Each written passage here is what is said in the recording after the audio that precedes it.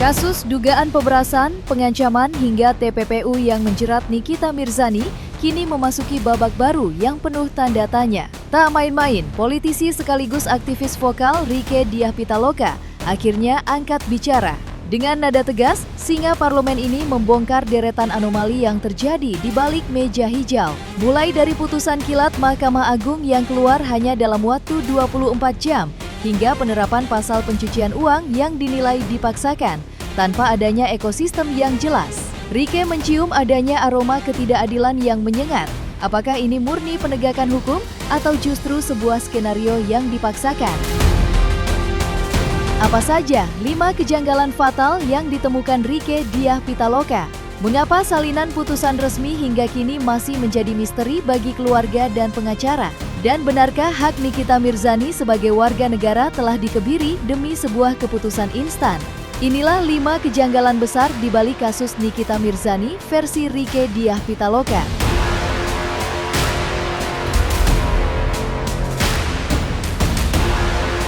Rieke mencium aroma kejanggalan yang menyengat saat melihat perubahan fundamental pada putusan dari tingkat pengadilan negeri ke pengadilan tinggi. Satu pertanyaan besar dilemparkan, di mana fakta hukum barunya?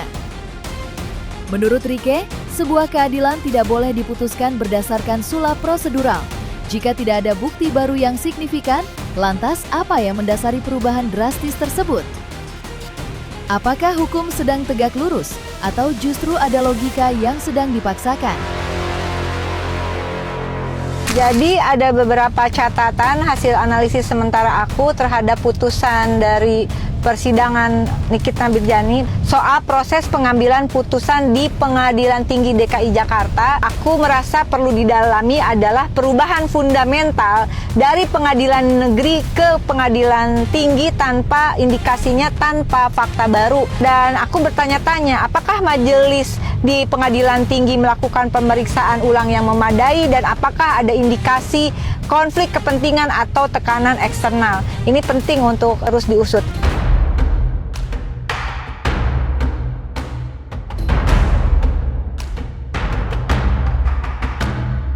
24 jam, bagi sebagian orang itu hanya satu putaran bumi.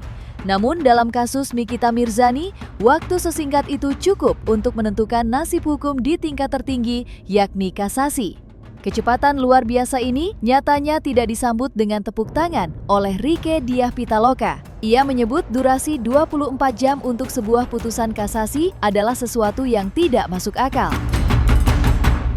Rieke mempertanyakan satu hal mendasar, bagaimana ribuan lembar berkas perkara yang kompleks, penuh dengan materi hukum pemerasan hingga TPPU, bisa didalami, diuji, dan diputus hanya dalam waktu 1 hari 1 malam. Bagaimana investigasi kecepatan putusan kasasi Mahkamah Agung yang kurang lebih hanya membutuhkan waktu 24 jam, ini janggal. Nggak lazim ya. Atau memang akan dikembangkan proses cepat kilat ini untuk semua kasus investigasi kecepatan putusan kasasi Mahkamah Agung. Ini cepat banget, kurang lebih 24 jam itu keluar putusan kasasi.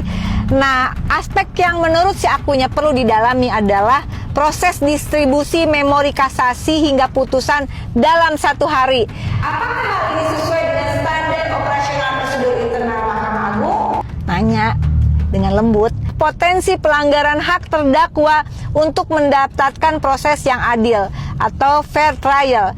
Nah, landasannya kecepatan ekstrim dapat mengindikasikan, indikasi lo nggak nuduh, tidak adanya pemeriksaan berkas yang mendalam.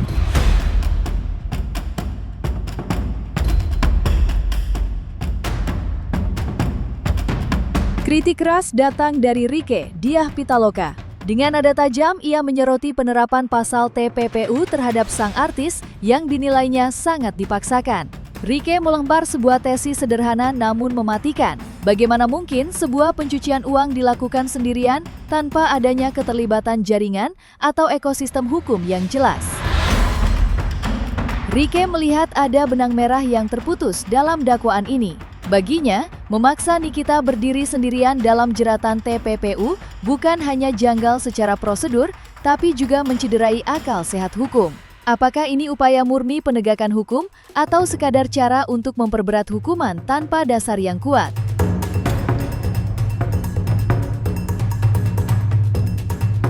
Analisis hukum yang saya lakukan sementara, ada indikasi juga ini sesuatu kejanggalan yang cukup serius. Peran Nikita dalam pengalihan dana menyatakan bahwa TPPU terbukti melalui fakta bahwa Nikita diduga memerintahkan atau menyuruh pihak lain untuk mengurangkan tanggal transaksi. Nah, pandangan berbeda terhadap fakta persidangan, hakim banding memiliki interpretasi hukum yang berbeda dengan hakim tingkat pertama terkait kualifikasi tindak pidana yang dilakukan terdakwa. Dalam analisis hukum yang coba saya konstruksikan, ada kejanggalannya adalah TPPU itu tidak bisa sendiri, toh Pak. Tindak pidana pencucian uang berdasarkan hukum yang mengaturnya itu bukan tindakan personal, tapi uang bukan hanya katakanlah si A menerima uang TPPU, tapi kan itu harus ditelusuri uang ini dari siapa, dari pihak pemberinya itu siapa begitu. Tidak bisa hanya satu orang, karena tindak pidana pencucian uang itu berupa ekosistem.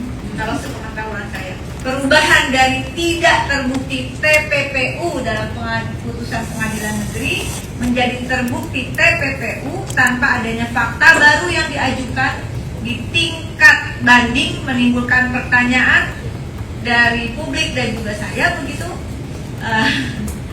Ini mengenai konsistensi penalaran hukum hakim.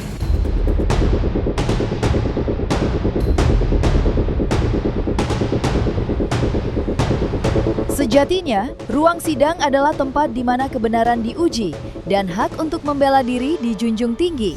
Namun, apa jadinya jika sebuah nasib diputuskan di saat sang terdakwa bahkan tidak diberi ruang untuk hadir? Rieke Diah Pitaloka kembali melontarkan kritik pedas. Kali ini, ia membidik proses banding dalam kasus Nikita Mirzani yang dinilainya melompati kaidah keadilan paling dasar. Rieke mempertanyakan validitas sebuah putusan yang diketok tanpa kehadiran fisik sang terdakwa di kursi pesakitan. Bagi Rieke, ini bukan sekadar urusan prosedur administratif. Ini adalah soal prinsip due process of law. Bagaimana mungkin sebuah keputusan besar diambil tanpa memberi kesempatan bagi Nikita Mirzani untuk mendengarkan, menanggapi, atau setidaknya menyaksikan sendiri proses hukum yang menentukan masa depannya? Ini sikap hakim pengadilan tinggi menurut saya juga harus menjadi atensi gitu, karena ada perubahan substansi juga tanpa kehadiran terdakwa.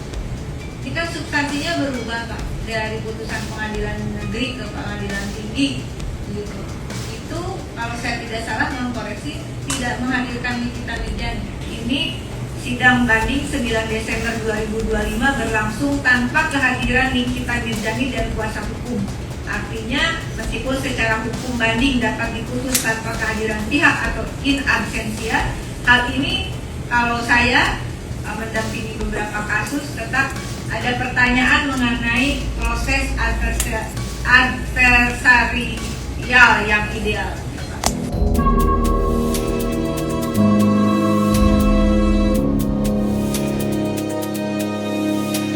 Vonis telah diketuk, nasib telah ditentukan. Namun keadilan seolah masih tersandra di balik tumpukan berkas yang terkunci rapat. Bagaimana mungkin sebuah putusan hukum tertinggi sudah diumumkan ke publik, namun lembaran resminya tak kunjung sampai ke tangan yang berhak? Kondisi ini memicu reaksi keras dari Rieke Diah Pitaloka. Sang politisi tidak tinggal diam melihat keluarga dan tim kuasa hukum Nikita Mirzani yang seolah dipingpong dalam ketidakpastian. Hingga detik ini, salinan putusan resmi dari Mahkamah Agung masih menjadi misteri yang belum terpecahkan. Tanpa salinan putusan di tangan, bagaimana keluarga bisa menempuh langkah hukum selanjutnya? Bagaimana kepastian hukum bisa dijamin jika dokumen negara tersebut seolah sengaja dibuat gaib?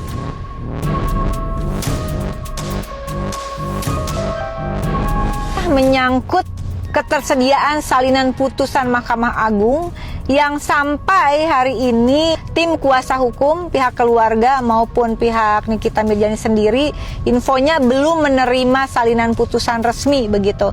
Aku jadi pengen bertanya, apakah keterlambatan distribusi salinan putusan ini wajar dan apakah ada indikasi penyembunyian pertimbangan hukum yang indikasinya kontroversial? Padahal ada keinginan katakanlah untuk mengajukan PK begitu. Tapi PK kalau nggak ada putusan resminya nggak bisa begitu. Dan itu putusan tanggal berapa tadi? 13 Maret dan ini sudah bulan Mei, Maret, April, Mei, sudah hampir 3 bulan begitu. Putusannya cepat tapi pemberitahuan resminya sampai sekarang belum ada. Pihak keluarga mengatakan kalau memang Nikita Mirzani salah, perlihatkan kesalahannya di mana begitu. Apakah di undang-undang ITE-nya seperti apa, lalu kemudian TPPU-nya itu seperti apa, dan ini karena persidangannya terbuka waktu itu, saya kira publik juga harus mendapatkan informasi lanjutannya. Pasti kita pengen berikan ekspresi mengedepankan estetika. jelas tadi mendengarkan.